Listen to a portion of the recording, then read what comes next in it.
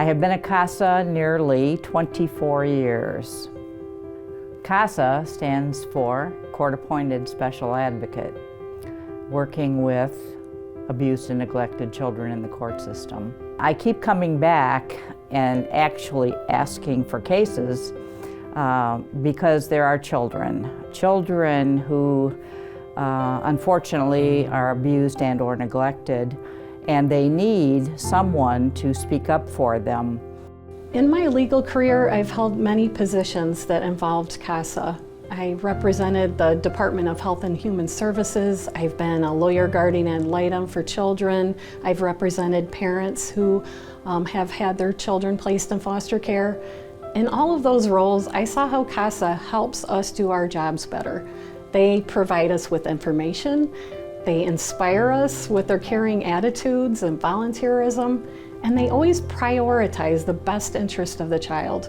When other parties in the case may be going back and forth about a minute legal issue, they bring the focus back on the child.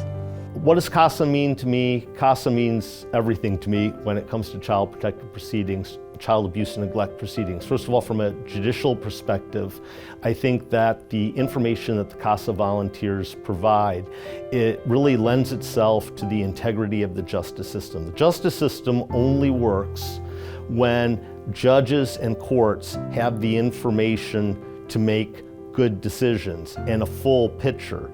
And because of that unique role of a CASA volunteer and the frequency of a CASA volunteer meeting with kids in a family setting, they are able to gather information that other folks just cannot gather. If a child needs glasses, braces, counseling, tutoring, an IEP, if a child has bug bites that somebody else didn't catch, whether a child attorney or a caseworker or whomever. CASA is there to report those things to the court so that the court can make decisions and put orders into place to protect kids. We need volunteers to do this important work.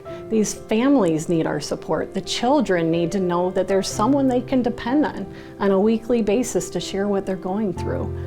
That consistency of a CASA volunteer makes a world of difference. I like to hear about the child's day. So if I visit, when I go to visit them, I ask how the day went. Was there anything important that happened in school? Generally, most of the time, the children are forthcoming, but then I get some that are very, let's say, curt with answers, and they don't like to answer a lot of questions. And so I do apologize to them and say, I'm so sorry I have to ask you all these things, but I find that because of my position as a mother and grandmother, that those also help me to work with the children that are assigned to me.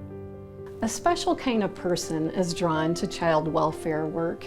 You get to see remarkable things. You get to see a child who may have been abused and neglected and is withdrawn become a vibrant and happy kid again, flourishing in a safe home. It's just really an honor and a privilege to get a first row seat to that. And it's an honor to have some part in a child's story of change. And that's what CASAs do. I continue to be a CASA because I love children.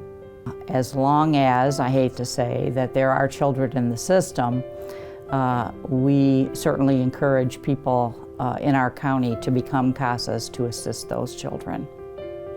Our community is only safe and strong when our families are safe and strong and healthy. CASA, because of its frequent involvement, is able to advocate, the CASA volunteers are able to advocate for those child needs so that the families are stronger, therefore our community is stronger and safe. That is of paramount concern, as I see it, to each and every one of us, that we have voices that are heard, kids are protected, and families that are strengthened.